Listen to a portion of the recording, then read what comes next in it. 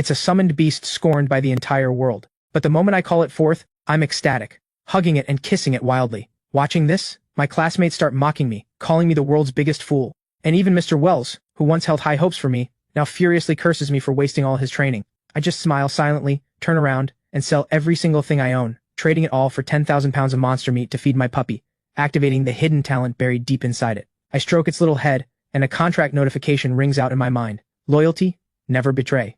Initiate soul bond? I resolutely choose yes.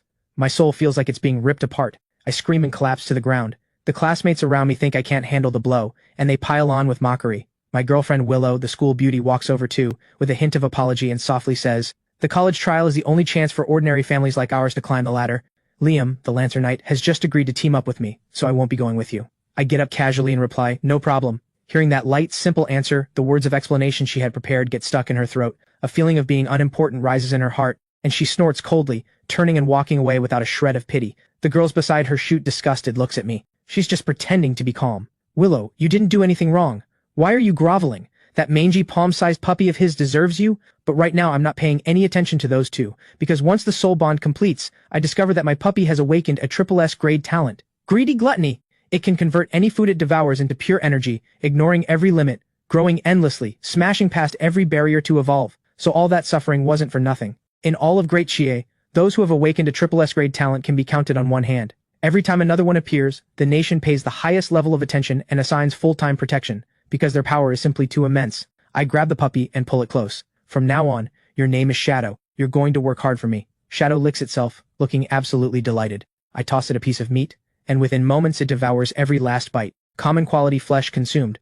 Evolution points plus 0.5. As the notification rings out, Shadow's body grows almost imperceptibly larger, and every base stat rises by 1 point. This is just from a single ordinary piece of meat. If it consumes more, how terrifying could it become? At that thought, my heart starts pounding.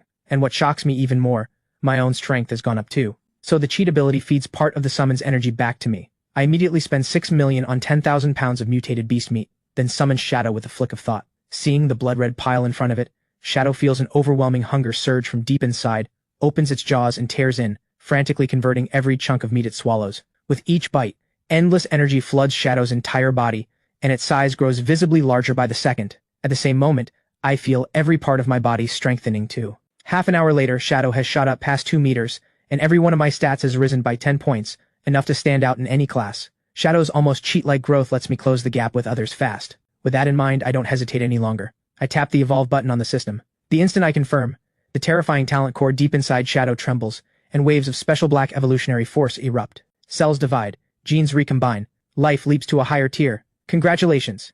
Your summoned Shadow has gained the skill Rend. Congratulations! Your summoned Shadow has awakened a new talent. Titan form. Triples body size, increases strength and defense by 300%, and decreases speed by 50%. After this evolution, every one of Shadow's stats has broken past 50 points, and that's only at level 1. Even top-tier summons can't compare. Humans divide summons into 4 ranks, low, mid, high, and top, and the standard is talent. S grade equals high tier, double S equals top tier. As for summons with SSS grade talent, none has ever appeared in Great Chie. I take Shadow home to rest, ready to see what monsters show up at tomorrow's college trial. The next day, countless exam takers gather in the plaza, and Mr. Wells is going over the details of entering the dungeon. This year's college trial throws students from several top high schools together, and the pressure is at a fever pitch. Liam, once full of confidence, is now drenched in nervous sweat. "Ethan, are you really still showing up? Just give up. Save yourself the embarrassment. There's a saying, if you never compete, you can keep telling yourself you never lost." The one talking is Aaron. Beside him stands Willow in her mage robe, slim and graceful. Clearly they're teammates. I can't be bothered. As a bell rings out, 4 bronze gates swing open simultaneously, and waves of cold, ghostly air pour from the cracks. Without hesitation, the students check the dungeon assigned to them. We're done. Cloudhaven 2nd got Bone Burial Forest, one of the highest failure rate dungeons. All dungeons have similar difficulty. What's there to brag about? Of course Third High wouldn't complain. They got the easier one. Hearing this, Mr. Wells quickly turns to the students behind him. Bone Burial Forest has complex terrain and extremely dense underbrush. You absolutely have to watch out for ambushes. Stay alert to everything around you. Then Mr. Wells pulls out something that looks like a watch. This is a recorder made by the engineers, and it transmits your scores from inside the dungeon back to us. Another bell rings, marking the official start of the college trial. A girl in white armor with long ice blue hair, her face strikingly beautiful, is the first to enter the dungeon. That's Crystal from Third High. She's going in solo. The more people on a team, the more the score reduction. Anyone with real skill goes solo. Crowds of younger students sitting around the plaza buzz with excitement. With a flick of intent, I connect to the dungeon, and white light envelops me alone. I'm going solo too. Once every student is inside, a level 20 middle-aged man waves his hand and 4 water screens flicker to life. Just then, a flash of white light. A Cloudhaven second student has voluntarily quit the dungeon. The Cloudhaven second teachers exchange a glance and all lower their heads, silent. Feeling the mocking stares, Principal Mason's face darkens, and he stares at the water screen without a word. Then on the slowly shifting surface, a lone young man appears, scanning the dense forest around him. Principal Mason looks shocked and immediately speaks up. Did Cloudhaven second produce a student this talented in yesterday's class awakening? Hearing this, Mr. Wells doesn't know how to respond. He knows perfectly well I'm just an ordinary summoner. Meanwhile, inside the dungeon, after a brief dizzy spell, I quickly regain focus and scan my surroundings. Suddenly something thuds down. Without a moment's hesitation, I close my left hand, and a meter-long magic staff materializes in my palm. A barrel-thick dark green worm leaps down from above, its head splitting wide open to reveal rows of horrifying fangs. I grip the staff, and a flash of white light shoots from its tip, piercing straight through the worm's body. Sliced clean in two, it crashes to the ground like a kite with a snapped string. You have killed a venom-tooth worm. 5 experience gained. At the same moment, the device on my wrist flashes, score plus 15. Outside, everyone is stunned. Isn't he a summoner? But that reflex and speed, only someone with high agility could pull that off. Mr. Wells looks just as bewildered. He had seen me do well in combat practice before, but never anything close to this. After killing the worm, I head deeper into the forest. Just then, with eerie shrieks rising in the air, short, ugly creatures with greenish skin appear. I recognize them instantly. Goblins. The textbooks describe them as vicious, breeding obsessively, and turning on their own kind when food runs out. I count roughly 50 or 60. With that many swarming me at once, I'd basically be done.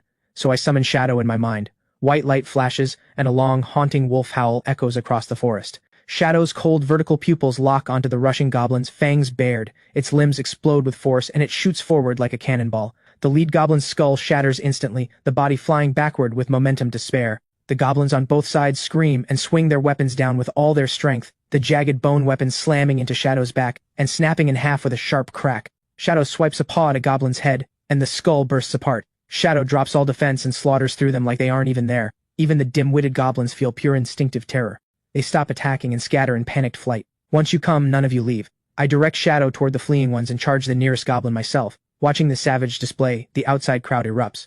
Cloudhaven second has a senior this insane? Forget the summon. How is he this strong himself? He must be cheating. In the Cloudhaven second viewing area, the freshman and sophomore students are bursting with excitement. Just over 10 minutes ago, when people saw I had run into goblins, almost everyone assumed I was about to be eliminated. And now I'm carving through a goblin horde with a single beast at my side. Watching this, Principal Mason lights up with joy. To reach this level this fast, at minimum, that's a B-grade talent, and a growth type at that. The potential rivals a high-tier summon. Is Cloudhaven second finally producing a genius who can carry the school? He turns quickly. What's Ethan's score right now? According to the recorder, he's at 560, ranking first in Cloudhaven second. But Crystal from third high is even more terrifying, 830, far ahead of everyone else. Hearing this, Principal Mason and the other teachers all draw sharp breaths. Less than 20 minutes into the dungeon, and that score is already in the running for provincial top score. Inside the dungeon, balls of light rise from each goblin corpse and flow into me. My level climbs to 2, spirit up by 5 points. That's the weakness of an ordinary class. Even if I keep leveling, the gap only widens later, eventually becoming an unbridgeable chasm, but I can close it through the energy Shadow feeds back to me. My score has already cleared the qualifying line, making academy admission a done deal, but my goal goes far beyond this. Right now, Shadow is crunching down on goblin corpses. Shadow, let's move. The hunt is just beginning. Goblins are pack creatures. Since a war party showed up here, there must be more nearby. 10 minutes pass and we don't run into a single monster, which only confirms my suspicion. They call this a dungeon, but it's more like a unique pocket world. Everything inside doesn't respawn automatically. It follows natural laws, just like the real world. Suddenly, several bone spears come flying through the air, and goblins pour in from every direction, screeching and charging with their weapons raised. Not a trace of fear shows on my face. My staff shifts into sword form, and I behead a goblin in an instant. Focused as if I've reached enlightenment, I tear through these fragile creatures. Every dodge, every blade swing strikes precisely, claiming a life. In this moment, I dance like a butterfly on the wind, with wings forged into the scythe of death. The fight is so elegant it borders on art, and the spectators outside roar with thrill. From top to bottom at Cloudhaven second, both teachers and students light up with delight. His combat technique is incredible. He must have put serious work into this. And his swordsmanship is even better. Every cut slices through the throat with pinpoint accuracy, not a millimeter off. By now, they aren't watching anyone else. Every single eye is locked on me, never looking away. Mr. Wells's lip twitches. In 3 years of high school, he had never once seen me pick up a sword in combat practice. The kid hit it way too well. Bad news, those are level 6 berserker goblins, and there are 13 left. Ethan's in trouble. Wait, there are fire goblins and frost goblins too. Going solo to raid a goblin nest is way too risky. Every teacher's heart tightens with worry. Once these new goblins appear, the rest of the goblins find their backbone and stop attacking blindly. As the fire goblins start chanting, fist-sized fireballs form and rocket toward me in unison. I dodge one fireball after another, while the other goblin sees the chance to lunge at me. I tilt my head to dodge an oncoming bone spear, then snap my hand around the goblin's throat and hurl it into the path of an incoming fireball. Brilliant flames erupt, swallowing the goblin's body in an instant. I keep playing the role of human cannon, launching goblins like artillery shells at the fire goblins. Oh my god, you can do that? Every student watching outside is stunned, and Mr. Wells stares blankly. He's pretty sure he never taught that move. By now, I've sent the fire goblins spinning in confusion. If they cast, they hit their own kind. If they don't, they die. After dragging them in circles, Shadow reaches the rear and picks them off one by one. Out of more than 100 goblins, only a lonely few remain, and they have no choice but to run. This time, I don't finish them off. I just stroll along behind them, planning to destroy their lair directly. I follow the surviving goblins into a cave, and several skinny green bodies suddenly drop from the walls above. My grip tightens, and the sword in my hand cuts decisively in one direction. Goblin heads and bodies hit the ground separately, and the remaining two get caught in Shadow's night-seeing jaws. A crunch, and Shadow gulps them down with relish. Then countless flickers of firelight appear at the bend of the passage. My expression shifts and I retreat fast. Hideous shapes swarm across the cave walls. Face grim, I shout, "Shadow!" Shadow's body explodes in size at terrifying speed. Titan form. It charges forward, knocking goblins out of the air. The surrounding goblins are scattered like rag dolls, and one massive paw strike crushes them into bloody pulp. Right then, an earth-shaking savage roar rings out. A monstrous beast emerges, neck thick with coarse fur, muscles swollen, a body as tall as a small building, glaring furiously at Shadow. My face hardens. It's the boss. The troll takes a step and charges, the whole cave shaking with each footfall. Shadow shows no fear and rushes straight in. Black light wraps around its claws, striking the troll first and leaving 4 deep gashes. Feeling the pain, the troll erupts with even greater rage. Its meter-wide hands grab Shadow's head and slam it down hard. Shadow's limbs buckle, blood seeping from the corner of its mouth, and it lets out a pained howl. Seeing Shadow pinned, I immediately cast my class skill, Empower, boosting all base stats by 20%. Threads of white light wrap around Shadow, and it instantly flips the troll onto the ground, ripping off a chunk of flesh in a single bite. The troll's eyes flash blood red, and it activates its bloodlust skill. The two tangle in a brawl that grows wilder by the second. I keep Empower active while casting Restore, and the noise carries hundreds of meters. Who's the maniac fighting a boss? A 3-person team comes running, planning to help and grab some credit. But when they arrive, they freeze, because no team is fighting the boss, just me alone.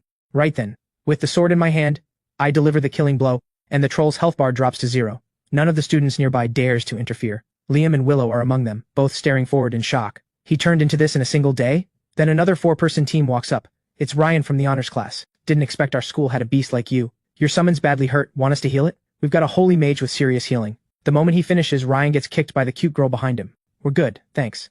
On their way out, they happen to spot the score on my wrist. 5-3-20. Damn! Right then, Willow walks up, her cheeks flushed. The moment she gets close, Shadow's blood-red pupils lock onto her coldly.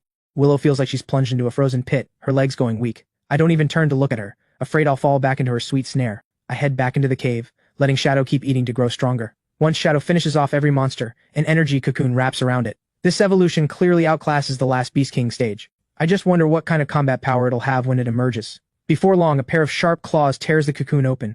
Shadow's fur has turned deep blue, noble and cold. It gains new skills, Intimidate and Flame, and even its talent has risen a tier. A total transformation across the board. With 1 hour left in the college trial, I ride Shadow to hunt for other monster strongholds. 10 minutes later, Shadow and I reach another boss territory, the level 15 Twisted Tree King. Watching me head toward it, Principal Mason outside frowns deeply. He knows the Twisted Tree King's health and attack are more than double the troll's, and I'm only level 4. To pull off a power gap like that is 1 in a million across the entire country. Inside the dungeon, the moment I step into the muddy ground, trees with blood-red eyes split open massive mouths along their trunks, and they uproot themselves, branches stabbing at me. I show no fear, charging forward and drawing the blade from my staff in one motion. In the blink of an eye, I swing 5 times fast enough to leave after images, and the branches fall to the ground severed. My gaze turns cold. In 3 quick strides, I close in on the treant, thrusting my blade straight into its split mouth. Sap floods out of the gaping wound, and the treant's health bar drops to 0. It crashes to the ground. Witnessing their kin's death, the surrounding treants snarl and close in. Just then, Shadow roars with fury, ripping the nearest treant apart with a single swipe. Then pitch-black flames erupt from inside it, spreading across its body and leaping to the other treants. The treants shriek and writhe in terror, but no matter how hard they struggle, they can't extinguish the pitch-black flames. Flames that burn by devouring their very life force.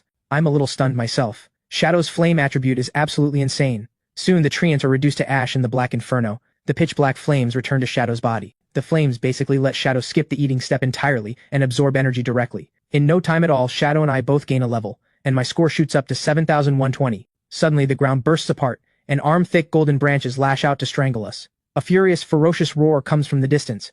Hundreds of treants escort a 100-meter-tall tree king as it slowly emerges. I quietly take a step back. Even with all my base stats now over 50 points, going up against that thing would probably kill me.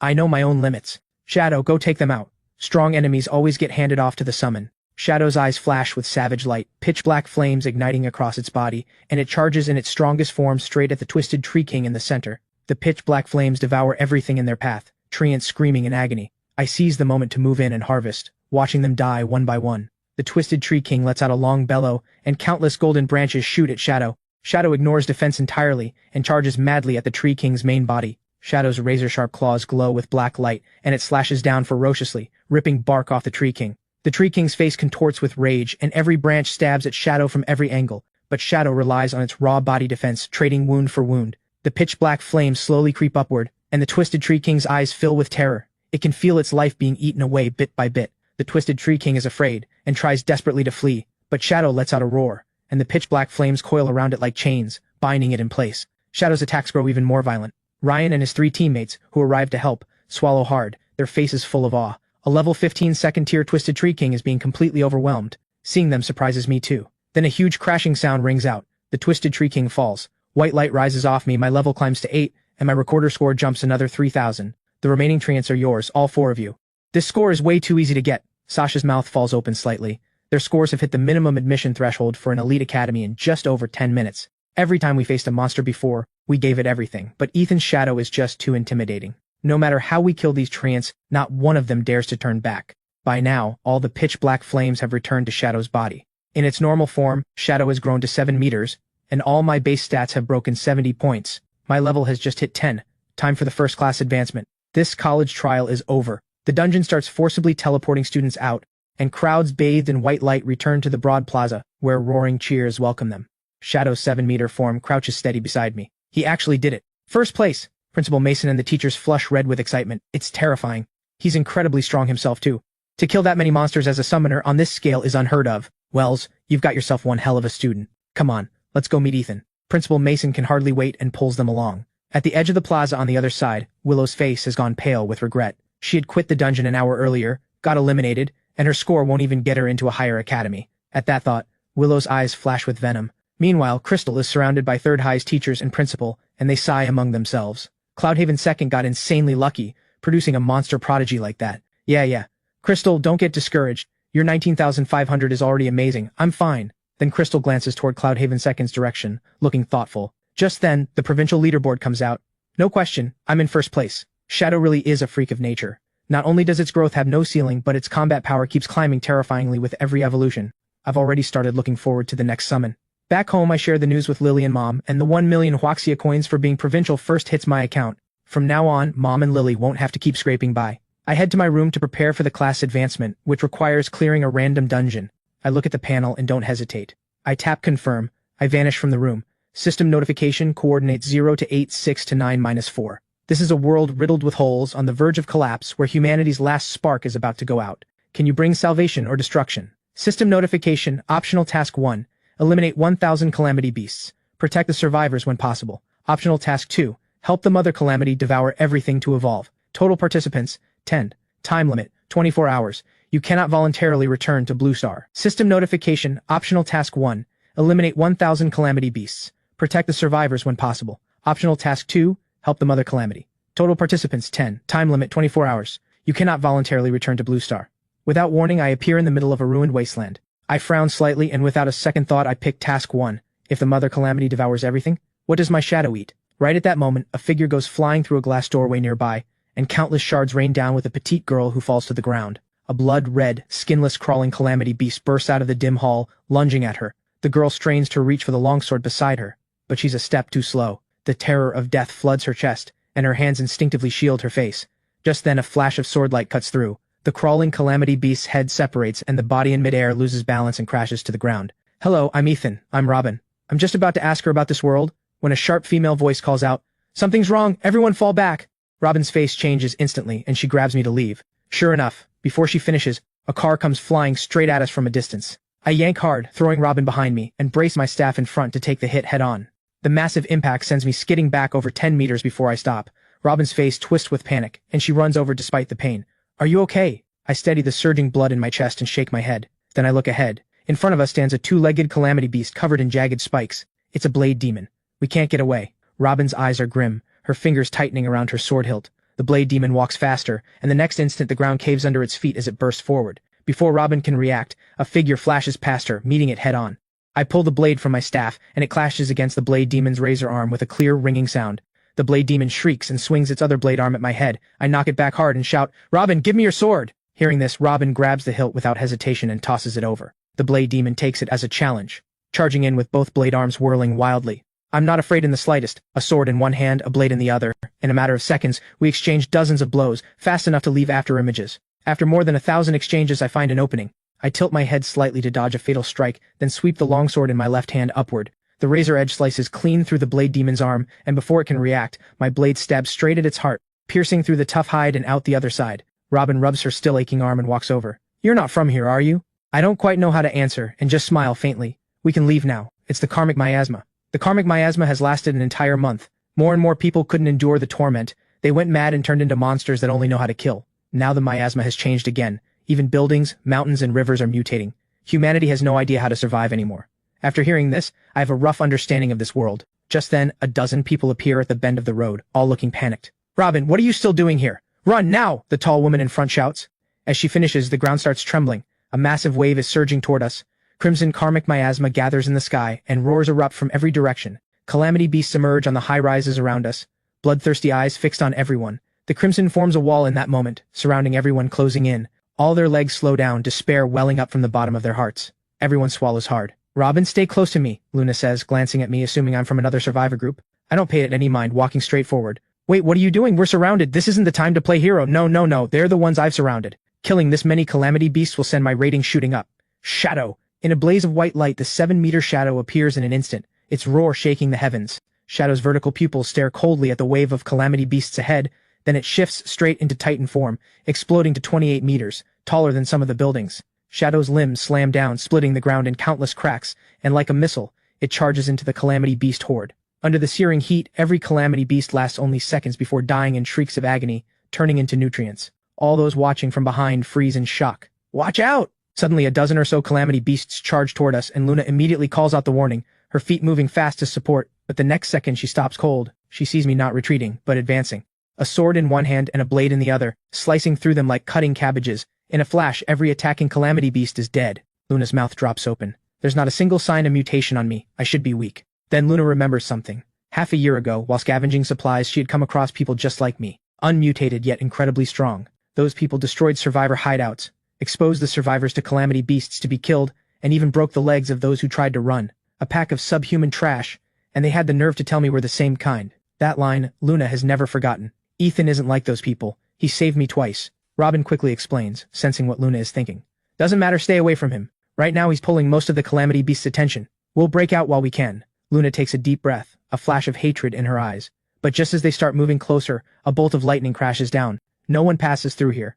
A young man with golden hair, holding a book, walks out of the building. As the blonde mage chants, lightning balls form one after another. Right then, my expression changes sharply. I sweep my longsword sideways, and a dagger clangs against it. A delicately beautiful woman slowly materializes in front of me. Without hesitation, I cut my blade across her slim waist, but she vanishes, reappearing dozens of meters away, saying nothing. I plant my feet hard and charge at her. "Aren't you going to act yet?" As the words drop, a torrent of flames blasts out of a building, and we collide with sparks flying. The burly fire user inside the flames clicks his tongue. "You're really a summoner?" The scorching flames blast at my face, but my expression stays cold, and I knock him back with my blade. Players from different factions in a rebirth dungeon can't kill each other. Get caught and you're instantly wanted. But rebirth dungeons with faction divisions are the exception. I never thought someone would actually pick task 1. Doesn't Great Jia teach you how to choose to maximize survival in a rebirth dungeon? The calamity beasts clearly have the advantage. Anyone with half a brain would know what to pick. Watching the 6 of them treat me like prey caught in a trap, I just say calmly, "Have you all heard the saying? The best hunters always appear as prey. I drew you out so openly. Do you really think I came without a plan? You all spoke beautifully just now. As payment, allow me to host your funeral." I gradually start to smile.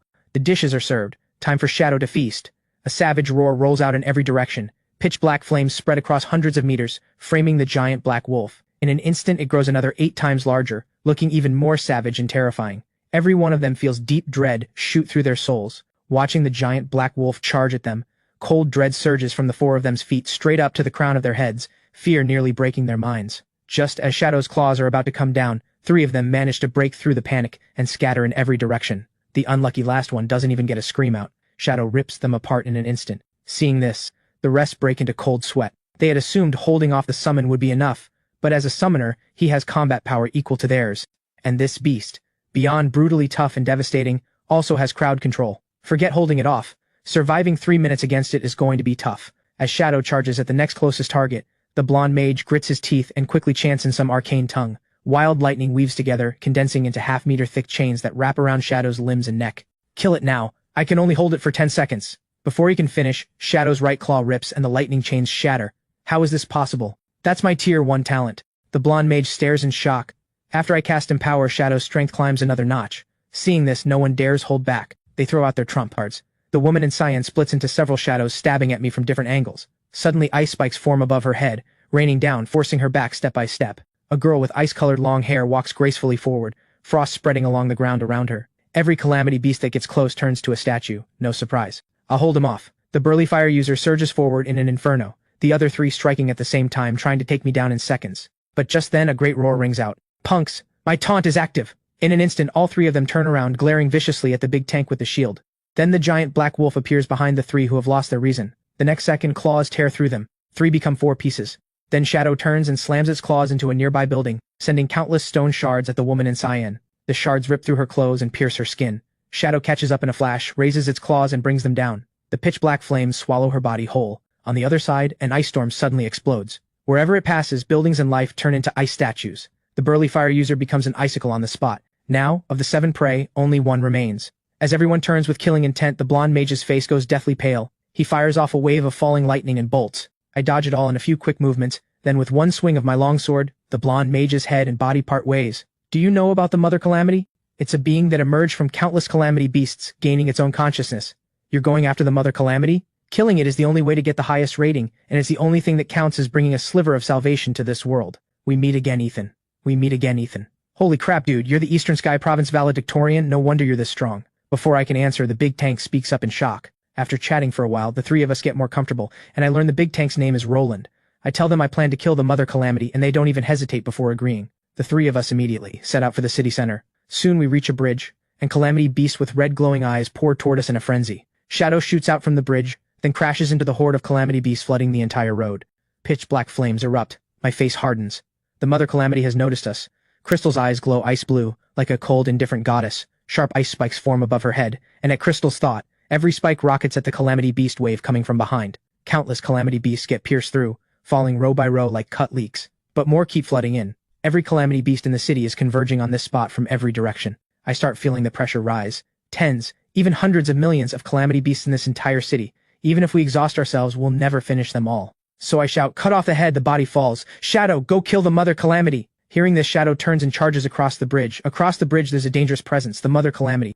The moment Shadow reaches the other side of the bridge, a 15-meter-long dark red tentacle bursts out of the mist and slams into it. Several buildings collapse as Shadow gets knocked through them, only stopping more than 20 meters away. Shadow roars, shaking the dust off, rising from the rubble of concrete and stones, its cold vertical pupils locked onto the Mother Calamity. A giant eyeball over 60 meters across, with countless smaller eyes, all of them staring back at Shadow. Pitch-black flames erupt from Shadow as it launches its attack, body bursting forward. Under Shadow's all-out charge, the broken buildings shake violently. The countless eyes of the giant eyeball contract in unison, and 15 dark red tentacles whip out at Shadow. Shadow dodges what it can, and what it can't, it slashes with claws wrapped in black light, only to hear the sound of metal scraping. Suddenly one of the dark red tentacles strikes Shadow, sending it flying backward. All the ground it gained in seconds erased. Before, Shadow had relied on Titanform's overwhelming strength and defense to crush enemies in close combat. But now, against the giant eyeball's tentacle attacks, none of that works. In a roar, the pitch-black flames erupt without restraint, blistering heat blasting outward. Shadow shoots forward, its mana draining fast, making a do-or-die push. On my end, I'm getting tense. Through my soul connection with Shadow, I can faintly feel its life force ebbing. Now, Crystal suddenly opens her ice-blue eyes. Frost annihilation! In an instant, countless calamity beasts shatter into flying ice fragments. Seizing the opening, I make the call, go intercept the Mother Calamity. The only chance now is to get Shadow to evolve. Soon the 3 of us reach the city center.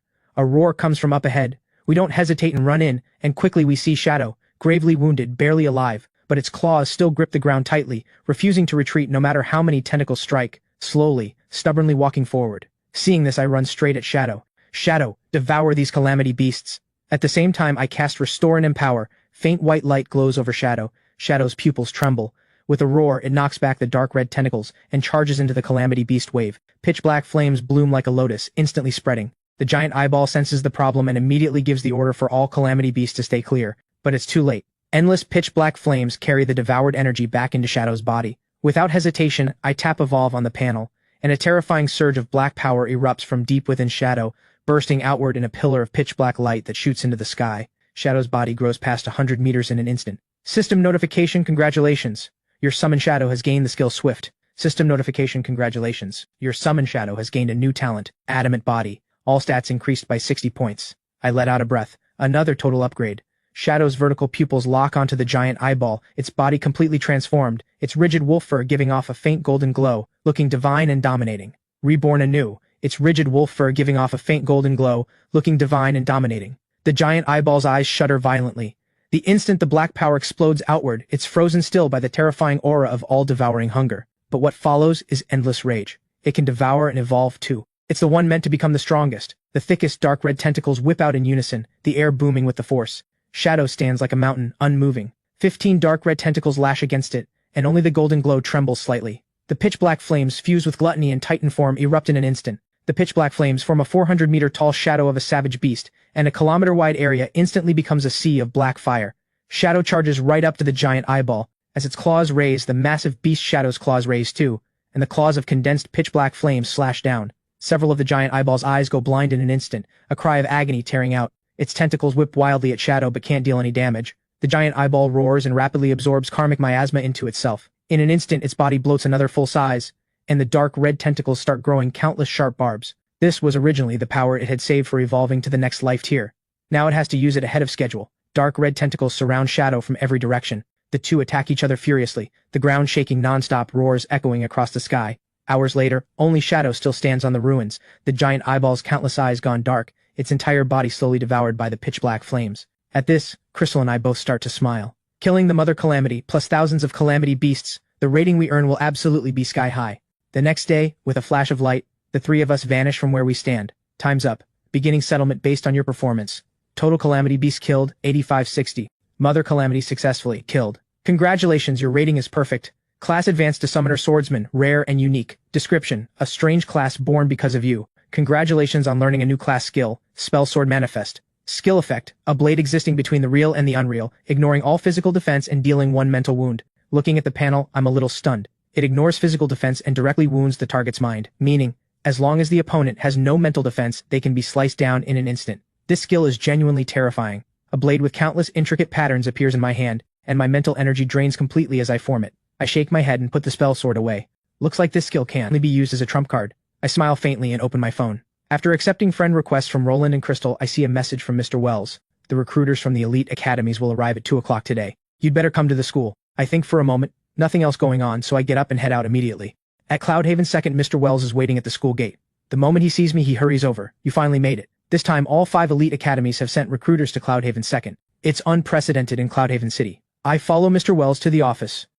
Mr. Wells pulls a dragon-shaped soul ring from the drawer. This contains the Academy's reward. Inside are the equipment and skill book you need. My eyes light up. These are exactly what I need. My old palm sword, an ordinary grade weapon, has endured too many high-intensity battles. It is already broken. I take the soul ring and send my consciousness inside. 2 streams of information surface in an instant. The first is the Sky Power Staff Blade. In Sky Sword form, it gains elite empowerment, capable of cutting through anything. In Sky Staff form, it gains the Aura of Wisdom, continuously restoring mental energy and amplifying any skill effect by 50%. The second is a skill book, Blink Step, which lets the user cross any distance within 100 meters in a single instant. Looking at this gear and skill book, I am thoroughly satisfied. Around 2 o'clock, a private vehicle stops at Cloudhaven's 2nd high, and several men and women step out. Principal Mason looks grave. He steps forward without any negligence. Anyone qualified to teach at an elite academy is at minimum a 5th-class advancement professional. Even a city mayor must treat them with full courtesy. We arrive at the reception room. Mr. Finch lounges casually in his seat and asks lightly, "Where is Ethan?" The door opens, and I walk in with Mr. Wells.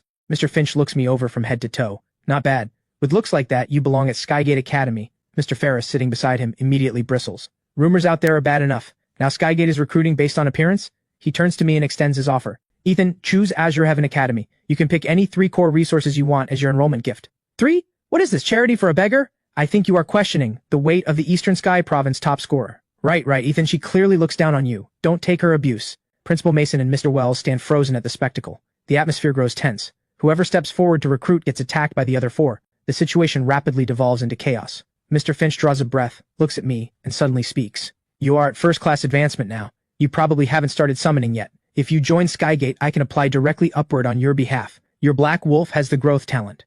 Ask for any resource you want, including my daughter's hand in marriage. The other four fall silent. Even with their breadth of experience, the offer feels excessive. There are at least 10 students this year who scored higher than 20,000 points. If they spend too many resources on Ethan now, they will struggle to compete for the others later. The four who think it is not worthwhile quietly give up. Everything else is fine, but skip the daughter. Mr. Finch's brow relaxes. He thinks to himself, good. If you prefer someone more mature, I am also available. I want to say that is not what I meant, but the words die on my lips.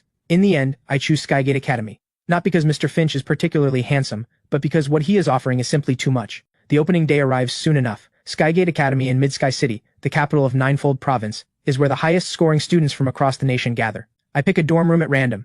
Inside, every facility and daily necessity is already prepared. At that moment, the customized device suddenly chimes, and a message appears. Your summoning materials have been approved. If you need any other resources, just ask. I will apply for the maximum allocation possible. After sending the message, Mr. Finch leans back into his soft chair. Beside him, Miss Quinn looks puzzled. Our resources were enough to recruit 4 provincial top scorers. What you are giving him far exceeds Ethan's actual value. Forgive my bluntness, he does not match what we are offering. Mr. Finch only smiles at her. The freshman tournament is tomorrow. The truth will reveal itself. I lay the summoning materials on the floor and extend a hand into empty space. As the summoning art activates, the room fills with white light. After a few minutes, what appears before me is a silver-toned creature about 60 centimeters wide, fluttering 2 pairs of wings, a silver moth. The corner of my mouth twitches. I quietly check its status panel. Summon silver moth. Level 10. Strength 1. Constitution 1. Agility 1. Magic 1. Total stats 4. Even weaker than Shadow at the start. I shake my head. This sets a new record for the weakest summon I have ever seen. But it does not matter. I will give you a long road of potential. The silver moth flutters slowly toward me. I extend a finger to catch it. System notification. Inspection complete. Loyalty 100%. Will never betray. Initiate soul bond. I confirm. Instantly, the searing pain of soul-tearing surges from deep within. System notification. Congratulations, your summon has awakened the SSS grade unique talent, myriad form, capable of taking any shape, gaining different abilities. At that moment, the silver moth dissolves into silver light and reforms into a copy of me. In a blank, dazed voice it says, Master. After some initial exploration, I finally grasp the power of myriad form. I open the box. Inside are pieces of battle armor. I point at the silver moth, sending my thoughts. The silver moth nods gently.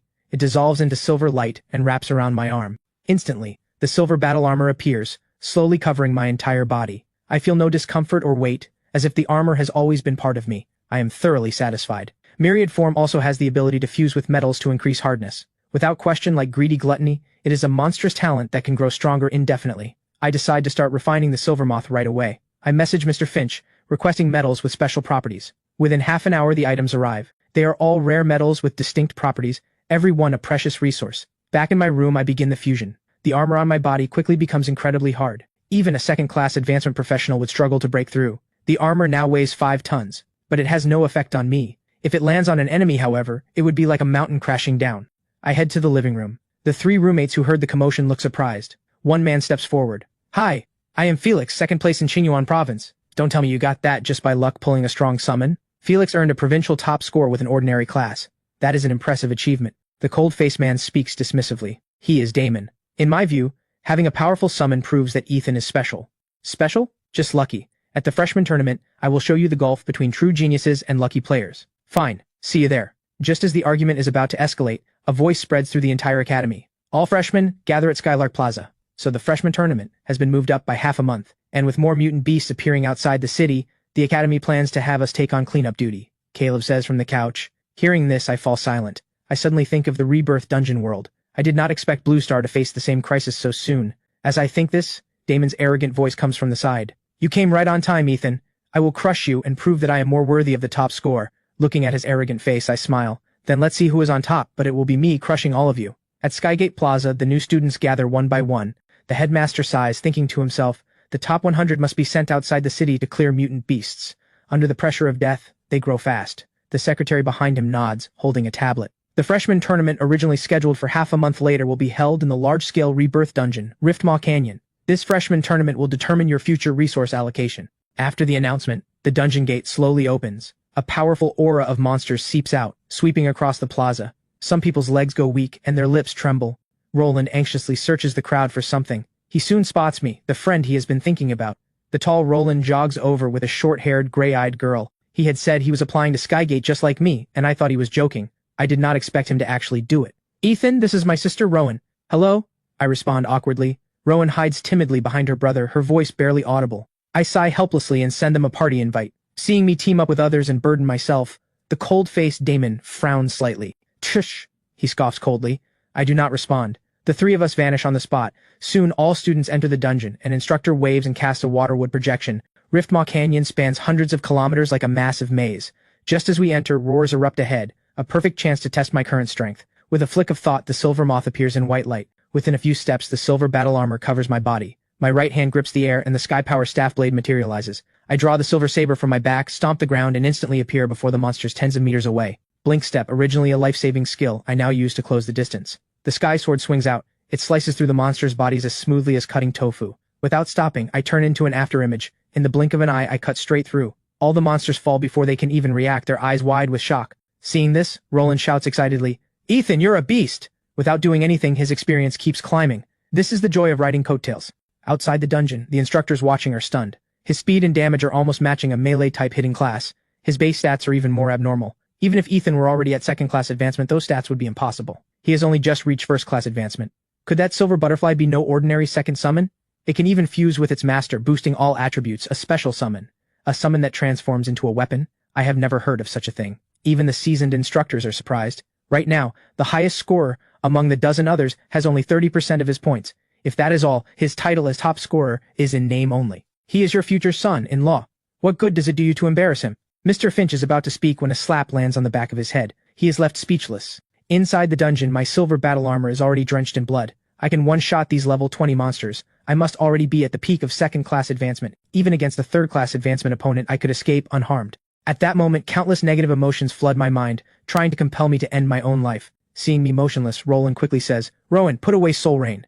Knowing her talent is strange, Rowan looks panicked and quickly puts it away. I smile and reassure her. "It is fine, this cannot affect me." I glance at the recorder. Only 120 points so far. That pace is too slow. To grow stronger quickly, I must take first place and earn the Academy's resource priority. Whether it is the Silver Moth or Shadow, both need massive resources. With that thought, I shift my mind. A massive violent demon wolf emerges from the white light, its terrifying howl echoing through the canyon. Seeing Shadow for the first time, Rowan shrinks and hides behind me.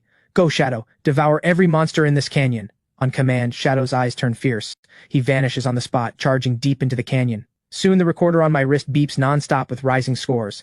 I head down another path to farm points from both sides. In the distance, a young woman swings dark red lightning down upon countless monsters. The moment it strikes, the ground cracks within a 100-meter radius. Dark red lightning erupts and rampages, annihilating every monster. The young woman's face shows lingering hunger. "These trash are not worth fighting." Seeing Scarlet going wild again, Lila looks helpless. Suddenly, a chilling aura, scorching hot, sweeps over them. Before she can react, Scarlet's burning eyes erupt with battle intent. Violent dark red lightning surges instantly, wrapping around her black spear.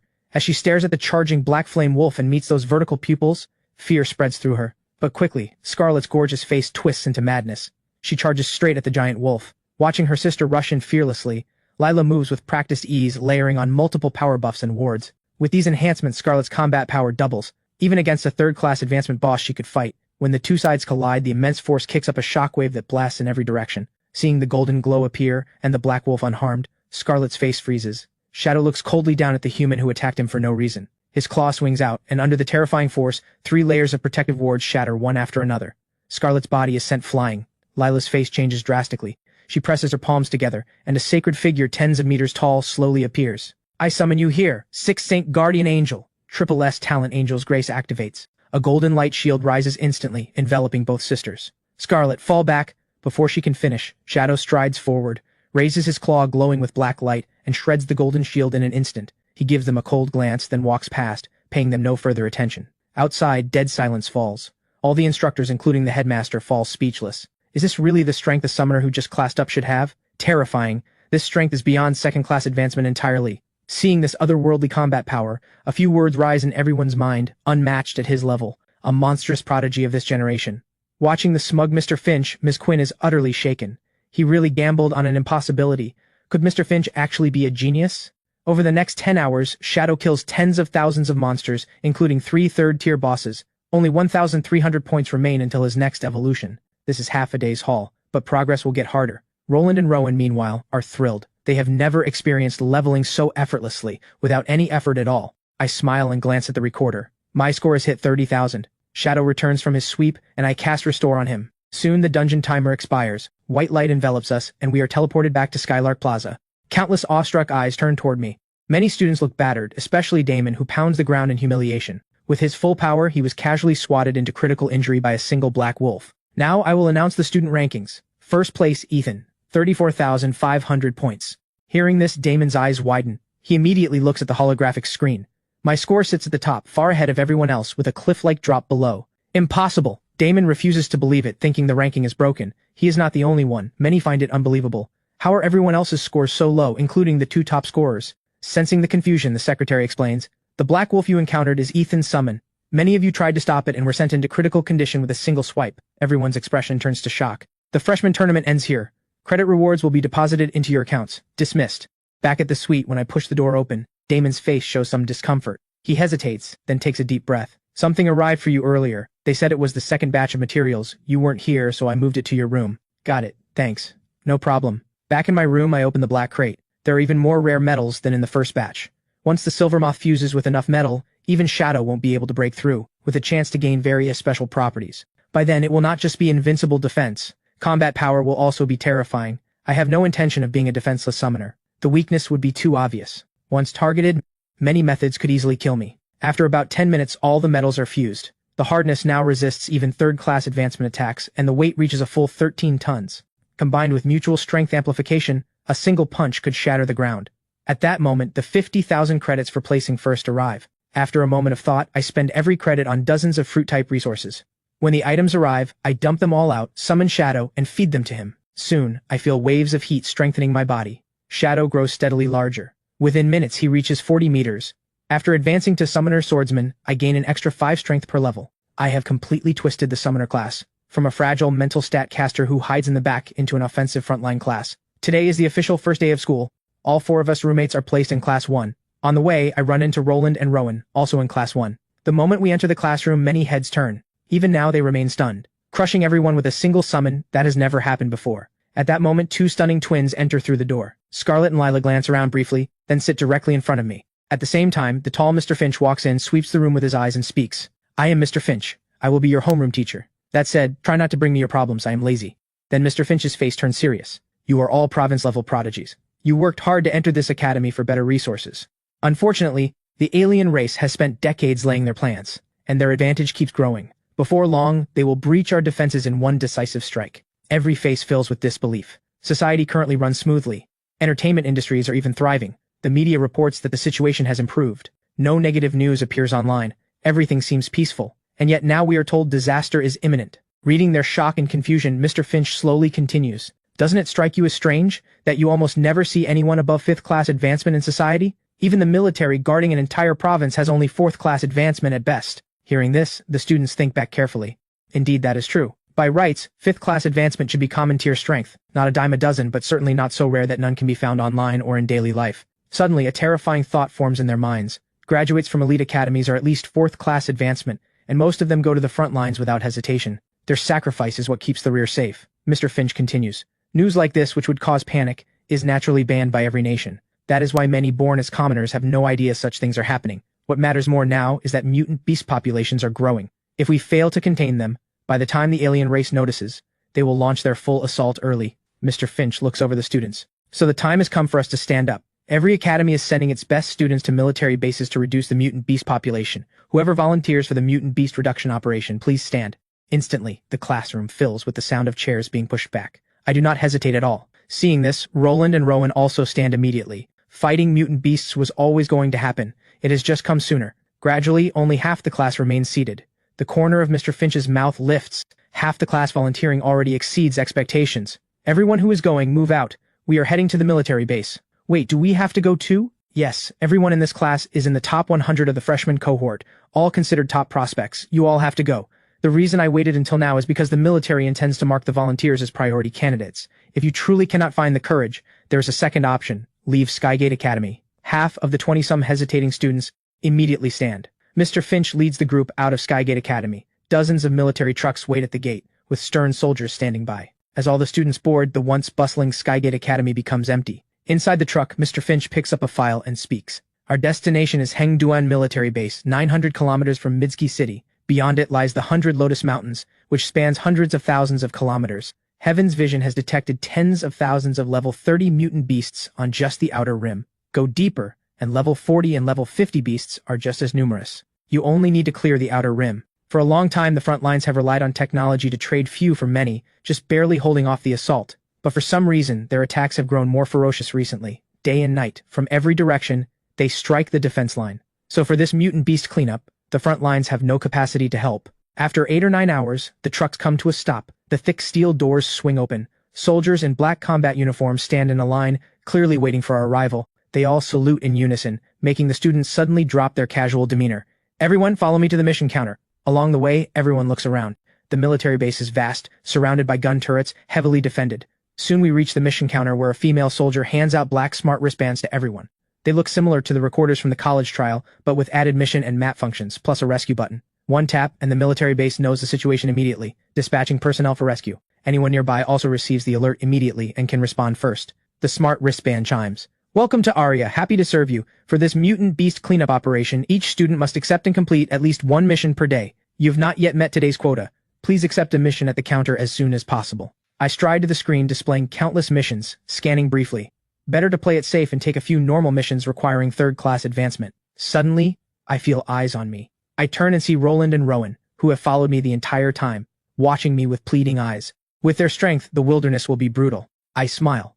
I will see this through to the end. They nod repeatedly, gratitude practically pouring from their eyes. Watching this, Felix, who had planned to invite Rowan, stops in his tracks. His teeth feel a little sour. The wilderness is dangerous. Anything could happen. How about we look out for each other? Find someone else. Logan looks at him with disdain and leaves with a support classmate after picking his mission. Caleb, we are combat-type hidden classes after all. Don't be such a coward. Find some reliable people to team up with. If you have to, hit the rescue button. If we are nearby, we will pick you up. Felix suddenly feels malice in the air. Soon I have selected 3 missions, clearing a berserk black ape, a twin-fanged tiger, and a blood-scale crocodile, all 200 kilometers away. Mutant beast locations are tracked by array masters who modified eye of observation drones, performing a carpet search to locate them. Mutant beasts are territorial and normally do not stray far from their nests. For this cleanup, every base is prepared thoroughly, making it easier and safer for students to hunt mutant beasts, with full consideration for their lives. Anyone heading out can collect 3 high-explosive grenades and a high-powered pistol loaded with 7 armor-piercing rounds. These can wound roughly level 20 mutant beasts. I have 0 confidence in my marksmanship, so I just take 3 high-explosive grenades. My punch is stronger than an armor-piercing round anyway. I turn and lead the 2 of them out.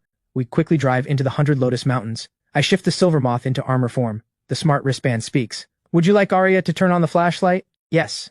The next second, bright white light illuminates more than 10 meters around us. In the command center, every face is grave. Through a nearby micro-drone, they immediately notice our route is off. Past this point lies the territory of level 30 and above mutant beasts.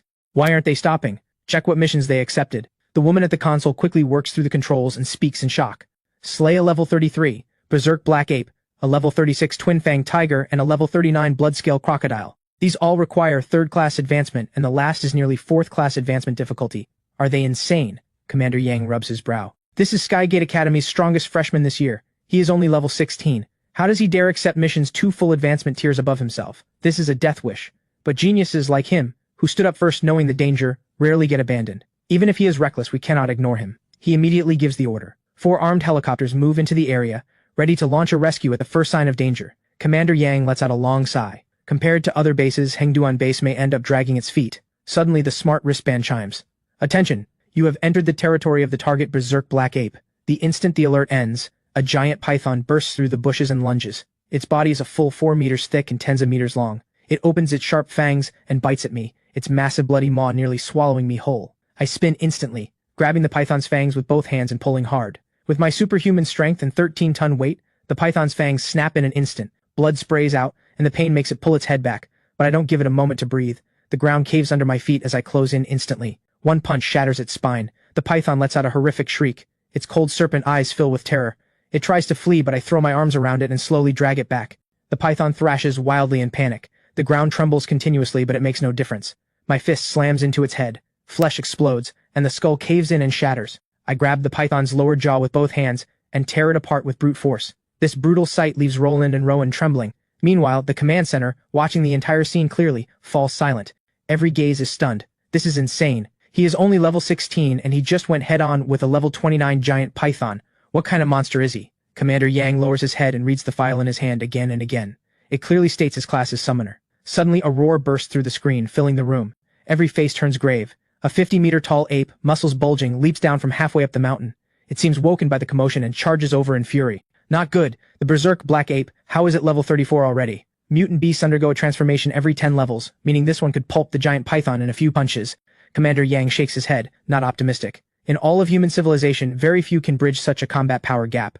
His hand grips the radio, ready, the moment things turn bad, to send the 4 armed helicopters in. Before I can claim my spoils, a massive black shadow with a blood-red, monstrous face leaps down from above. The ape's hands clasp into a giant fist and crash down. I do not flinch. I draw the saber from my back and swing, striking directly on the rock-hard fist. A shockwave radiates outward. I am unharmed. The silver moth absorbs all the damage. The ape roars again, its body suddenly swelling several sizes, reaching 70 meters tall. Then, as if swatting a fly, its palm slams down. But I appear above its head in an instant. The saber comes slashing down. Blink step activates. This skill, originally meant to save my life, I now use to close the gap. The terrifying strike flashes like silver light, striking the back of the ape's skull yet leaving only a half-meter deep wound. Howling in pain, the ape spins its massive body around and slaps wildly with both palms, but I dodge them all. I close in and slash the same spot several times in a row. The ape immediately raises its foot and stomps down hard.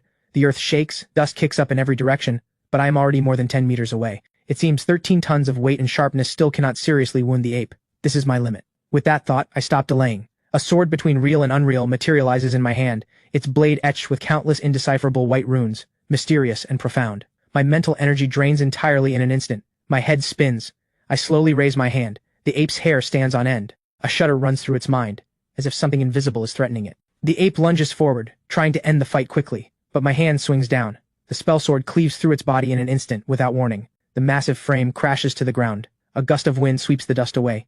Its body still lives, but its mind has shattered and died.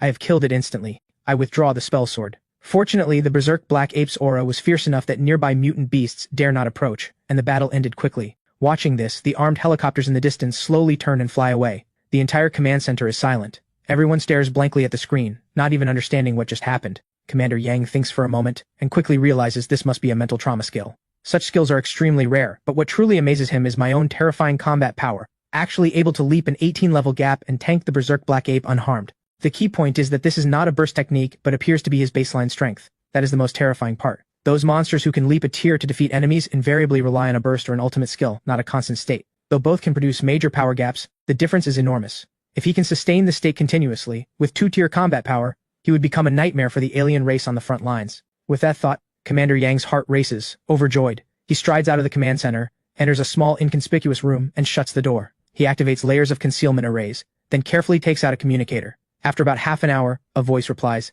"I am gravely wounded, probably won't make it." There is silence for a moment. Zane, exactly how strong is Shuo Qianchu? At the same level, even the two of us together would have our heads pinned to the ground. Commander Yang's voice is heavy. The voice on the other end responds immediately. That is incredible. I doubt all of humanity can keep him alive.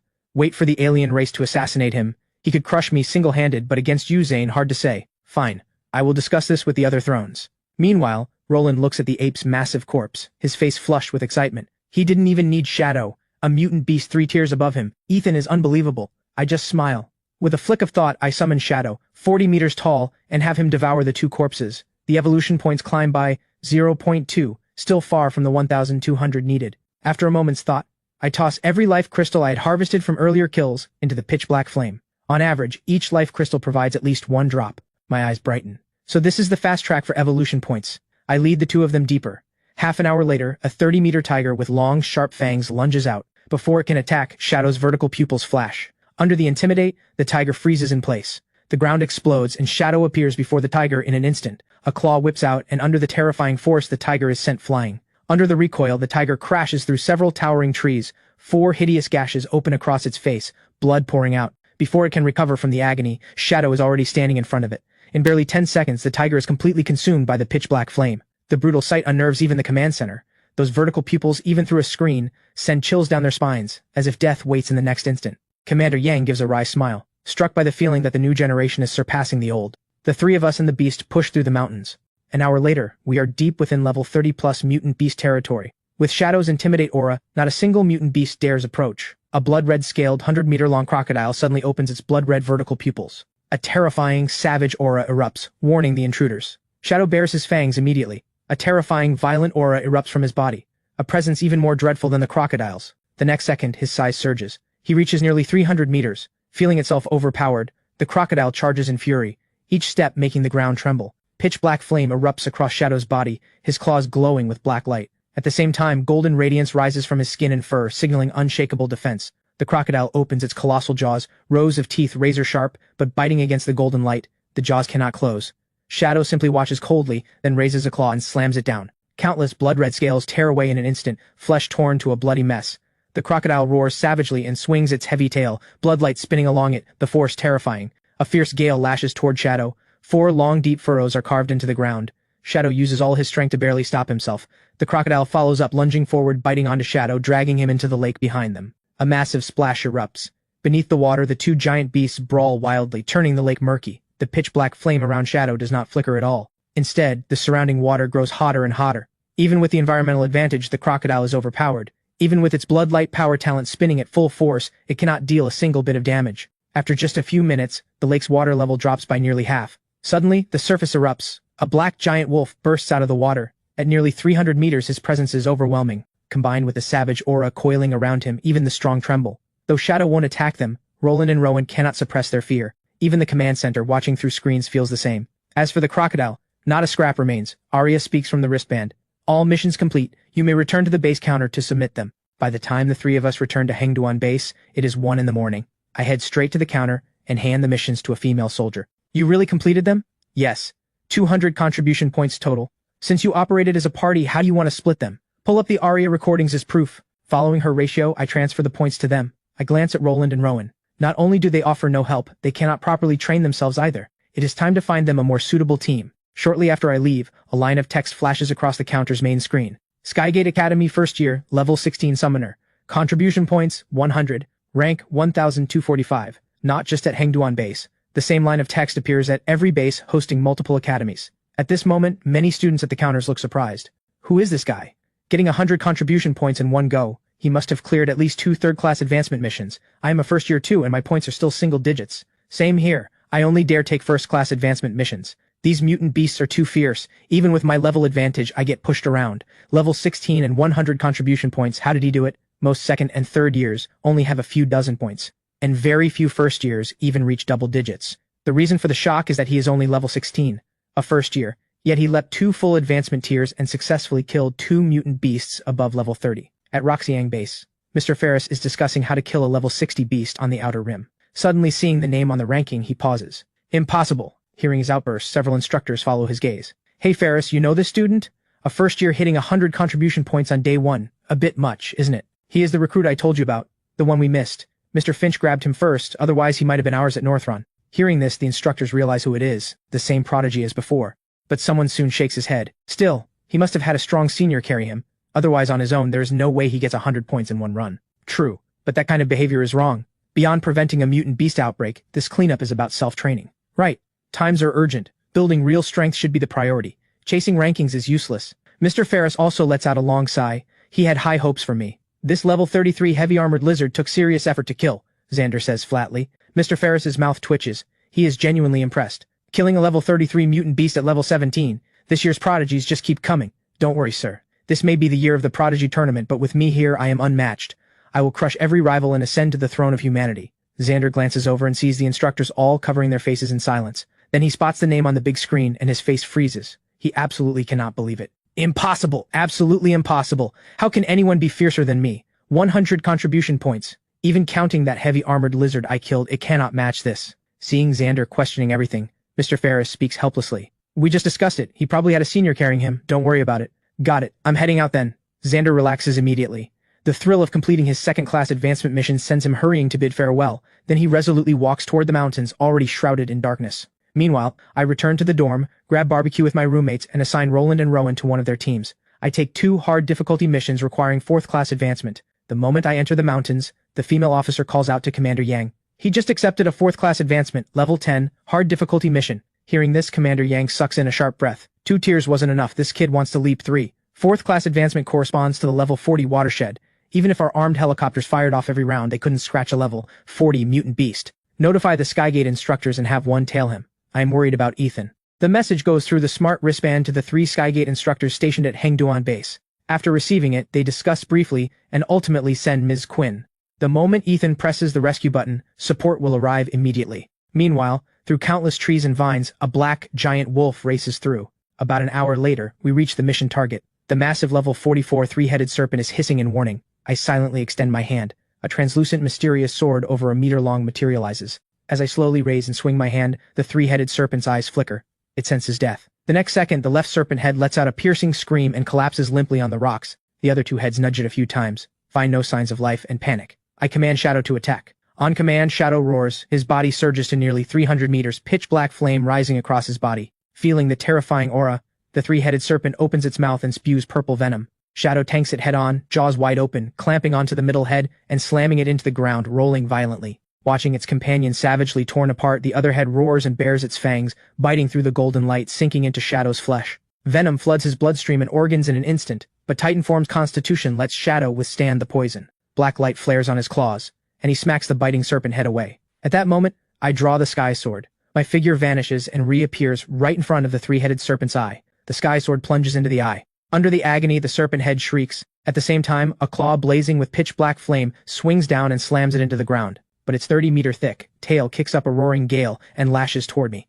I raise my saber to block, but my body is sent flying like a missile crashing into the ground. Watching this, Shadow flies into a rage. His black glowing claw tears through the air with savage force. The hard scales tear like paper, leaving a meters-long, hideous wound. Shadow whips his head around and bites down on the neck of the remaining head, ripping wildly, as if to tear it clean off. The 200-meter beasts brawl together, soil explodes, giant trees collapse. I rise from the dust unharmed. The Silvermoth's defense remains as reliable as ever. Watching the 2 beasts grow more savage, I sit down on a nearby rock. All that is left is to wait for Shadow to grind it out. Not far away, a tall woman in white battle armor approaches silently. I quickly grab my saber. Silver light flashes and I swing in an instant, but my expression quickly turns to surprise. Miss Quinn nods, a little startled. The weight of the saber forces even her, a level 59 professional, to apply some force. Ms. Quinn, what brings you here? Faced with the question, Miss Quinn calmly withdraws her slightly trembling fingers and answers flatly. Just passing by, heard the commotion and came to take a look. At that moment, a 30-meter serpent head crashes down from the sky with a thunderous boom.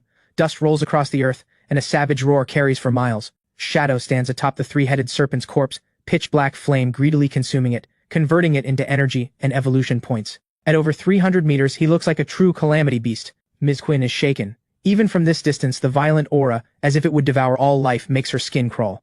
On the other side, even Commander Yang is excited.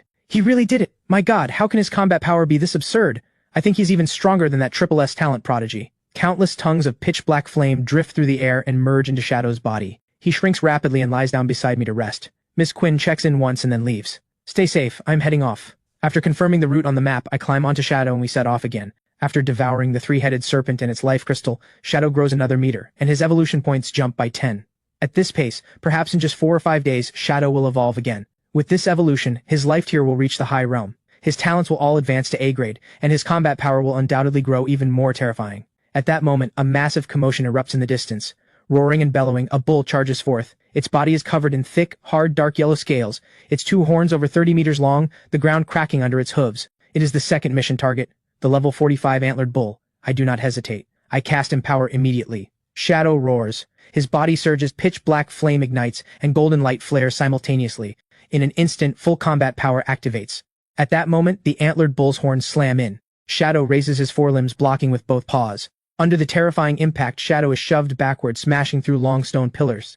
The 2 giant beasts charge thousands of meters in the blink of an eye. The drone scrambles to keep up. In the command center, Commander Yang immediately gives the order to warn students along the path to clear out. Ethan's summon won't hold back when fighting. The female officer acts at once. Shadow's claws extend, glowing with black light. He surges with force, flipping the antlered bull over. Its massive body slams into the ground, dust rolling everywhere. A team of 2 men and 3 women who had sprinted hundreds of meters away turned back at the sight, stunned. This is why Command told us to leave. Good thing we ran, caught in that we'd be dead. Wait, one is level 45 but the other is only level 16. Hold on, are you telling me that thing is level 16? The 5 exchange disbelieving looks. The female instructor stationed nearby senses the disturbance and prepares to head over, but Ms. Quinn appears silently, blocking her path. Don't bother, that's a summon belonging to a first year of mine from Skygate. Hearing this, the female instructor freezes, her gaze stunned. First year? You're not joking, are you? Seeing her reaction, the corner of Ms. Quinn's mouth lifts almost imperceptibly. She says flatly, he is exceptional this year. The female instructor stares blankly. Exceptional? That is a prodigy, a first year with 4th class advancement combat power. I have never even heard of such a thing. Is this the top tier of Great Sia? Is he your student? Ms. Quinn's expression stiffens. She coughs. Sort of. He and Mr. Finch have been friends since childhood. His student is mine. Perfectly reasonable. Hearing this, the female instructor's eyes turn envious. Half an hour later, Shadow finally finishes devouring the antlered bull. His savage gaze sweeps the area, and finding no master, he immediately turns and races back. Soon, he spots me being chased by a 50-meter toad. He flies into a rage, charging in instantly. One terrifying claw strike one-shots the level 36 mutant beast. Seeing this, I let out a sigh of relief. I cast Restore and Rest. Half an hour later, the two of us set off again, hunting level 40-plus mutant beasts. After completing both missions, I choose not to return to the counter and submit them. The round trip would take too long. The few contribution points I lose. The priority right now is evolving Shadow as fast as possible, getting myself to level 20, and entering the Rebirth Dungeon. Ever since I learned humanity's situation is dire, an inexplicable urgency has gripped me. Late at night, roars echo across the mountains. Shadow is wrapped in a terrifying aura. 2 level 42 mutant beasts at his feet. The pitch-black flame consumes their corpses, converting them and merging the energy into Shadow's body. I am panting heavily. My mental energy completely drained. I cannot even sustain Restore. My mind is utterly weakened, stamina near 0, my body numb and aching. I just used my body to block another mutant beast for Shadow for several minutes. Nearly wiped out. But the haul was worth it. Over the entire day, I killed 15 level 40-plus mutant beasts. Shadow's baseline size has grown to 58 meters. All his stats have risen by a full 58, and his stamina has broken 300. If we faced an antlered bull now, we could finish it in just over 10 minutes. As for the 2 level 42 beasts beside us, they got steamrolled. Evolution points rose by 195, only 1,020 more until full evolution. When I return to Hengduan base, everyone breathes a sigh of relief. The female officer swallows hard and cannot help exclaiming, terrifying, 15 level 40-plus mutant beasts in one day, converted to contribution points that would be over 2,000. Hearing this, everyone looks awestruck. The highest contribution points at Hengduan base right now is only 700 or so. And that is also a Skygate student. Jensen, 4th year, the Eastern Domain top scorer from 3 years ago. What about other bases?